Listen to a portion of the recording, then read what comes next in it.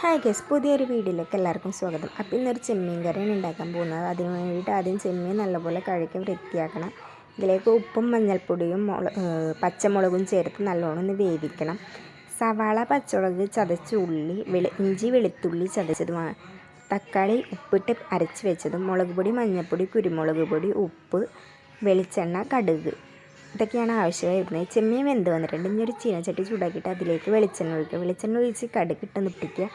ഇതിലേക്ക് ഉള്ളിയും സവാളയും മിക്സ് ചെയ്ത് ഇട്ട് കൊടുക്കണം. ഇതൊന്ന് അത്യാവശ്യം ഒന്ന് വഴണ്ടി വരുമ്പോഴേക്കും ഇതിലേക്ക് പച്ചമുളകും ഇഞ്ചി വെളുത്തുള്ളി ചതച്ചതും ഇട്ടിട്ട് നല്ലപോലെ ഒന്ന് മിക്സ് ചെയ്യുക. ഇതിലേക്ക് മുളക് പൊടി, മഞ്ഞൾപ്പൊടി, ഉപ്പ്, കുരുമുളക് പൊടി ഇട്ടിട്ട് നല്ലപോലെ ഒന്ന് മിക്സ് ചെയ്തെടുക്കുക. ഇതിലേക്ക് തക്കാളി അരച്ച് വെച്ചേക്കുന്നത് ചേർത്തിട്ട് ഇതിൻ്റെ പച്ചമണമൊക്കെ ഒന്ന് പോകുന്നത് വരെ നല്ലപോലെ ഒന്ന് മിക്സ് ചെയ്തെടുക്കുക. പിന്നെ പച്ചമണം മാറി ഒരുവിധം തിളച്ച് വരുമ്പോഴേക്ക് നമുക്ക് വേവിച്ച് വെച്ചിരിക്കുന്ന ചെമ്മീൻ ഇതിലേക്ക് ഇട്ട് കൊടുക്കുക. ചെമ്മീനൊന്ന് നല്ലപോലെ ഒന്ന് തിളച്ച് ആ ഒരു വെള്ളമൊക്കെ ഒന്ന് പറ്റി വരുന്നവരെയും ലോ ഫ്ലെയിമിലിട്ട് നമുക്കൊന്ന് എടുക്കാം. ഇപ്പോൾ നല്ലോണം കുറുകി വരും. ഇതിലേക്ക് പച്ച വെളിച്ചെണ്ണ ഒഴിച്ചിട്ട് കറിവേപ്പില ആവശ്യമുണ്ടെങ്കിൽ അതും ചേർത്തിട്ട് അടച്ച് വെക്കാം കുറച്ച് നേരത്തേക്ക്. അപ്പോഴേക്കും നമ്മുടെ കറി റെഡിയായി.